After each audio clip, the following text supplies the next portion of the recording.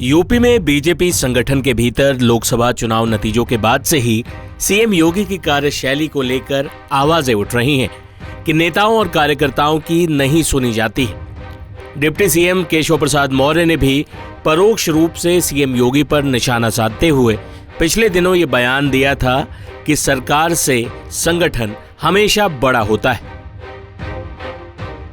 यहाँ जो कार्यकर्ता है उनसे इतना है कहूंगा, आवाज तो यहाँ सरकारी व्यवस्था में 7 साल बाद मिला। मैं सदा कहता था और आज इस प्रदेश कार्य समिति में मैं संगठन के वरिष्ठता हमारे देश के और प्रदेश के नेतृत्व के सामने कह रहा हूं, संगठन सरकार से बड़ा है।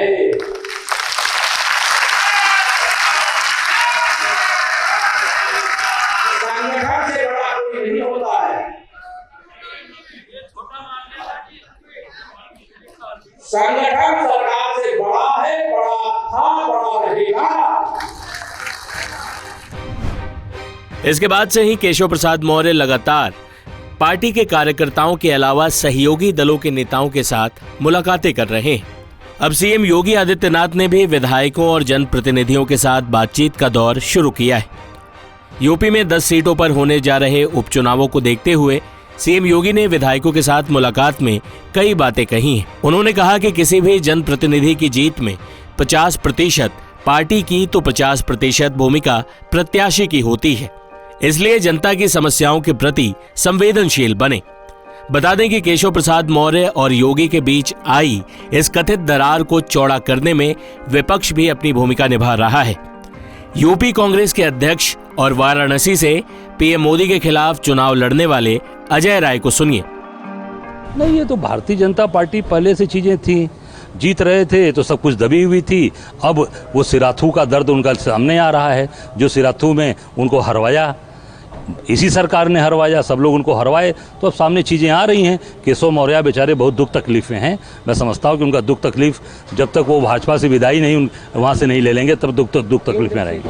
ये है योगी जी को लेकर भी कुछ है, हटाने को लेकर या केंद्र की रणनीति? अब ये तो उनका अंदरूनी मामला है, पर अब योगी जी को लोग बर्दाश्त नहीं कर पा रहे हैं। अब आपसी लड़ाई जबरदस्त बढ़ती जा रही है और खाई चौड़ी होती जा रही है। बता दें कि केशव प्रसाद मौर्य की चिट्ठी पर भी योगी ने जवाब दिया है। डिप्टी सीएम केशव प्रसाद मौर्य ने आउटसोर्सिंग और संविदा पर भर्ती किए गए कर्मचारियों की संख्या और उनमें आरक्षण के नियम का पालन किए जाने की जानकारी मांगी थी, जिसके आंकड़े सामने आने शुरू हो गए। यूपी में अभी सूचना विभाग में आउटसोर्सिंग के जरिए कर्मचारियों के आंकड़े सामने आए हैं, जिनमें 676 कर्मचारियों में से 512 कर्मचारी रिजर्व वर्ग से हैं, यानी आरक्षण के कोटे के तहत आए हैं।